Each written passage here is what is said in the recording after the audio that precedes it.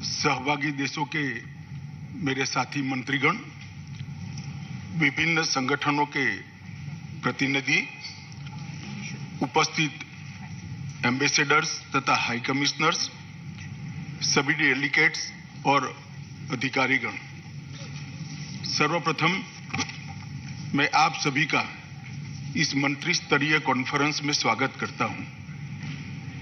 इस मंच से आप सभी के साथ संवाद करना, आपके साथ मेरे अनुभव, मेरे विचारों को साझा करना मेरे लिए आनंद की बात है। साथ ही मानवता के सामने सबसे बड़ी चुनौती टेररिज्म पर आप सभी के विचार सुनने के लिए भी मैं उत्सुक हूं। मुझे आशा है कि 2 दिन की इस चर्चा में हम एक वर्केबल तथा प्रैक्टिकल रोड मैप तय करने में सफल होंगे और टेररिज्म के खिलाफ की लड़ाई में एक निर्णायक मकाम पर पहुंचेंगे।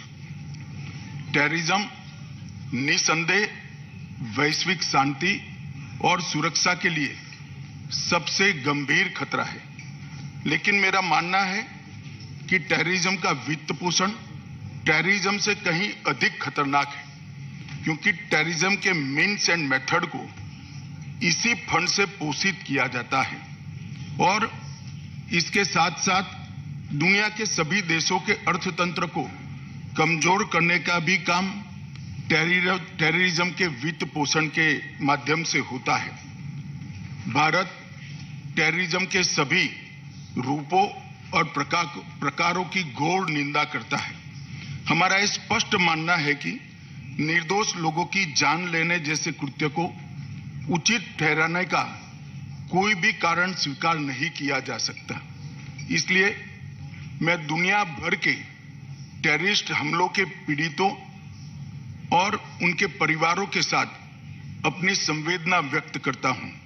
हमें इस बुराई से कभी समझौता नहीं करना चाहिए। भारत कई दशकों से टेररिज्म का शिकार रहा है, जो सीमा पार से प्रायोजित है। भारतीय सुरक्षा बलों और आम नागरिकों को निरंतर और समन्वयित तरीके से अत्यंत गंभीर टेररिस्ट हिंसा की घटनाओं से जूझना पड़ा है। इंटरनेशनल कम्युनिटी का एक कलेक्टिव अप्रोच है कि टेररिज्म के सभी रूपों की निंदा की जानी चाहिए, लेकिन तकनीकी क्रांति से टेररिज्म के रूप और प्रकार निरंतर बदल रहे हैं। ये हमारे लिए एक चुनौती है। आज टेररिस्ट या टेररिस्ट ग्रुप आधुनिक वेपन तथा इंफॉर्मेशन टेक्नोलॉजी और साइबर तथा फाइनेंशियल वर्ल्ड को अच्छी तरह से समझते हैं और उसका उपयोग भी करते हैं। टेररिज्म का डायनामाइट से मेटावर्स और AK-47 से वर्चुअल एसेट्स तक का ये परिवर्तन दुनिया के देशों के लिए निश्चित ही चिंता का कारण है और हम सभी ने साथ में मिलकर इसके खिलाफ साझी रणनीति तैयार करनी होगी। हम सभी मानते हैं कि टेररिज्म का खतरा किसी धर्म, राष्ट्रीयता या किसी समूह से जुड़ा नहीं हो सकता और नहीं होना चाहिए। टेररिज्म का मुकाबला करने के लिए सुरक्षा ढांचे तथा कानूनी और वित्त पोषण की व्यवस्था को मजबूत करने में हमने काफी प्रगति की है, लेकिन इसके बावजूद टेररिस्ट लगातार हिंसा को अंजाम देने, युवाओं को रेडिकलाइज करने तथा वित्त संसाधन जुटाने के नए तरीके खोज रहे हैं। टेररिस्ट अपनी पहचान छिपाने के लिए और रेडिकल मटेरियल को फैलाने के लिए डार्क नेट का उपयोग कर रहे हैं। साथ ही क्रिप्टो करेंसी जैसे वर्चुअल एसेट्स का भी उपयोग बढ़ रहा है। हमें डार्क नेट पर चलने वाली इन गतिविधियों के पैटर्न को एनालिसिस कर समझना होगा और उसके उपाय भी ढूंढने होंगे।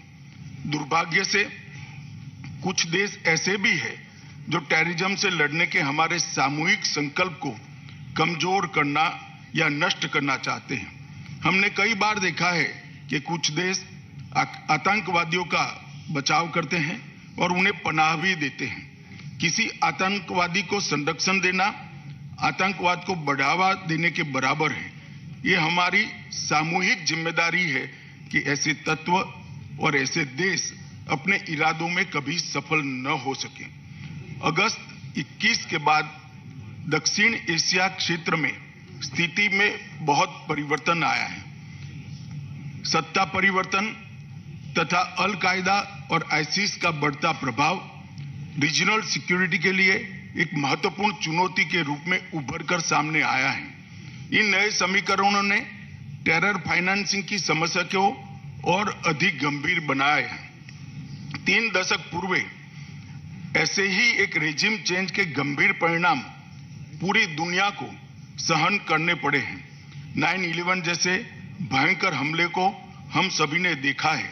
इस बैकग्राउंड में पिछले साल दक्षिण एशियाई क्षेत्र में हुए परिवर्तन हम सभी के लिए चिंता का विषय है। अल कायदा के साथ साथ दक्षिण एशिया में लश्कर ए तोयबा और जैसे मोहम्मद जैसे गुट बेखौफ होकर आज भी आतंक फैलाने का प्रयास में है। हमें कभी भी आतंकवादियों के पनाहगाहों या उनके संसाधनों की अनदेखी नहीं करनी चाहिए। ऐसे तत्वों को स्पॉन्सर करने वाले तथा इनको सपोर्ट करने वाले डबल स्पीक को भी हमने उजागर करना पड़ेगा। इसलिए यह महत्वपूर्ण है कि यह सम्मेलन सहभागी देश और संगठन इस क्षेत्र की टेररिस्ट चुनौतियों के बारे में सिलेक्टिव या आत्मसंतुष्ट दृष्टिकोण न रखें। टेररिज्म के वित्त पोषण की समस्या व्यापक हो चुकी है। पिछले कुछ वर्ष में भारत ने टेररिज्म के वित्त पोषण पर नकेल कसने में सफलता हासिल की है। टेररिज्म के वित्त पोषण के खिलाफ भारत की रणनीति इन 6 स्तंभों पर आधारित है। पहला, लेजिस्लेटिव और टेक्नोलॉजिकल फ्रेमवर्क को मजबूत करना। दूसरा, व्यापक मॉनिटरिंग फ्रेमवर्क का निर्माण करना। तीसरा, सटीक इंटेलिजेंस साझा करने का तंत्र पुख्ता करना। इन्वेस्टिगेशन एवं पुलिस ऑपरेशन को मजबूत करना। चौथा, संपत्ति की जब्ती का प्रावधान और उसका उपयोग करना। पांचवा, कानूनी संस्थाओं और इन तकनीकों के दुरुपयोग को रोकना। और छठा, अंतर्राष्ट्रीय सहयोग एवं समन्वय स्थापित करके इसके खिलाफ अंतर्राष्ट्रीय स्तर पर लड़ाई को मजबूती देना। भारत ने इस दिशा में अनलॉफुल एक्टिविटी प्रिवेंशन एक्ट में संशोधन करने, नेशनल इन्वेस्टिगेशन एजेंसी NIA को मजबूत बनाने और फाइनेंशियल इंटेलिजेंस को नई दिशा देने के साथ टेररिज्म और उसके वित्त पोषण के खिलाफ की लड़ाई को सुदृढ़ किया है। यह हमारे निरंतर प्रयासों का ही परिणाम है कि भारत में टेररिस्ट घटनाओं में अत्यधिक कमी हुई है। इसके परिणाम स्वरूप टेररिज्म के कारण होने वाले आर्थिक नुकसान में भी काफी कमी हुई है। भारत का मानना है कि टेररिज्म से निपटने का सबसे प्रभावी तरीका इंटरनेशनल कोऑपरेशन और राष्ट्रों के बीच रियल टाइम तथा ट्रांसपेरेंट सहयोग ही है। प्रत्यार्पण, अभियोजन, इंटेलिजेंस शेयरिंग, कैपेसिटी बिल्डिंग तथा CFT जैसे क्षेत्रों में देशों के बीच में सहयोग टेररिज्म के मुकाबला करने के लिए बहुत महत्वपूर्ण है। यह देखते हुए कि टेररिस्ट और टेररिस्ट समूह आसानी से सीमाओं के पार संसाधनों का समन्वय और संयोजन करते हैं, हमारा आपसी सहयोग और महत्वपूर्ण हो जाता है।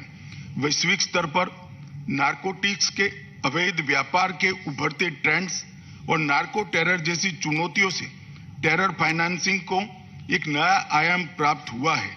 इसको देखते हुए सभी राष्ट्रों के बीच इस विषय पर घनिष्ठ सहयोग की आवश्यकता है। संयुक्त राष्ट्र जैसे बहुपक्षीय संस्थाओं और FATF जैसे आम सहमति प्लेटफॉर्म की उपस्थिति CFT के क्षेत्र में टेररिज्म को रोकने के संदर्भ में सबसे अधिक प्रभावी हो सकती है। FATF मनी लॉन्ड्रिंग और आतंकियों के वित्त पोषण को रोकने और उसका मुकाबला करने के लिए वैश्विक मानक स्थापित करने और क्रियान्वयन में महत्वपूर्ण भूमिका निभा रहा है। वर्चुअल एसेट्स के रूप में एक नई चुनौती हमारे सामने है। वर्चुअल एसेट के नए तरीकों का उपयोग आतंकवादियों द्वारा फाइनेंशियल ट्रांजैक्शन के लिए किया जा रहा है। वर्चुअल एसेट्स माध्यमों, फंडिंग इंफ्रास्ट्रक्चर तथा डार्क नेट के उपयोग पर नकेल कसने के लिए मजबूत और कारगर ऑपरेशनल सिस्टम की दिशा में हम एक रूपता से काम करें, यह आज की मांग है। यूनाइटेड नेशंस, IMF, इंटरपोल और अन्य हितधारकों जैसे दुनिया भर की कानून प्रवर्तन एजेंसियां, फाइनेंशियल इन्वेस्टिगेटर और रेगुलेटर इस दिशा में अधिक सकारात्मक प्रभाव डाल सकते हैं। हमें इन चुनौतियों को गहराई से समझना होगा और वैश्विक स्तर पर आतंक के वित्त पोषण के लिए नई तकनीकों को रोकने का प्रयास करना होगा। जैसे प्रयास हाल ही में नई दिल्ली में संपन्न इंटरपोल की आम सभा में किया गया था। भारत सूचनाओं का आदान प्रदान, प्रभावी सीमा नियंत्रण के लिए क्षमता निर्माण, आधुनिक तकनीकों के दुरुपयोग को रोकने और वित्तीय प्रवाह की निगरानी और रोकथाम तथा जांच और न्यायिक प्रक्रियाओं में सहयोग करके टेररिज्म का मुकाबला करने के सभी प्रयासों में प्रतिबद्ध है। वैश्विक समुदाय को नो मनी फॉर टेरर के लक्ष्य को प्राप्त करने के लिए टेरर फाइनेंसिंग के मोड, मीडियम और मेथड को समझकर उन पर कड़ा प्रहार करने में वन माइंड वन अप्रोच के सिद्धांत को अपनाना होगा। आज हमने भारत के प्रधानमंत्री श्री नरेंद्र मोदी जी के संबोधन के साथ इस सम्मेलन की शुरुआत की है। मुझे विश्वास है कि इन 2 दिनों में टेरर फाइनेंसिंग के विभिन्न आयामों पर सारगर्भित चर्चा होगी और वर्तमान तथा भविष्य की चुनौतियों के सार्थक समाधान निकलेंगे। भारत सरकार के गृह मंत्री के रूप में मैं आप सभी को विश्वास दिलाना चाहता हूं कि नो मनी फॉर टेरर की उद्देश्य पूर्ति में हमारा कमिटमेंट उतना ही दृढ़ है जितना आपका इस समागम में भाग लेने का उत्साह। मैं इस सेशन में मेरे साथी पैनलिस्ट वक्ताओं को सुनने के लिए काफी उत्सुक हूं। कल समापन सत्र में मैं कुछ और बातों पर विस्तार से अपने विचारों को रखना चाहूंगा। अभी के लिए मैं अपनी वाणी को विराम देते हुए